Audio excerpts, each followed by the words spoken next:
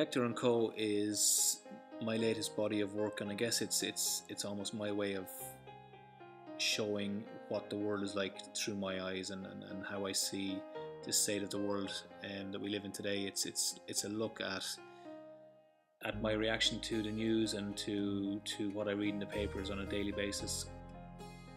Hector's he's a very imposing character. You see him leaning forward holding a wounded bunny in one hand and a baby's feeding bottle in the other hand, and what I'm trying to get across is the notion that every day the media feed us these stories of lies and corruption and war and death, and the child represents the end result being that families are torn apart and that ultimately the world is in chaos.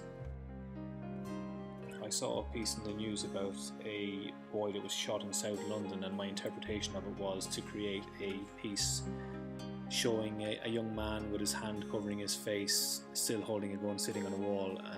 On his back you can see that he's got a pair of angel wings, which shows, I guess, that we're all born innocent, but we choose certain paths, and by choosing those paths our lives take us in a I guess a different direction than we thought we would ultimately take. Spare Some Change is one of my favourites. This piece came about again from watching a documentary on soldiers that come back from the front line, and some of them suffer PTSD and find it very, very hard to fit into society or maintain relationships, and sometimes end up homeless and suffering from depression and alcoholism. So I created this piece showing a young man sitting on the street begging.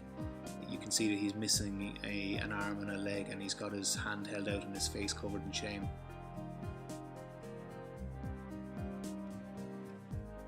My grandmother used to say, wouldn't it be great if the whole world could just get along? But I guess we're just not quite there yet.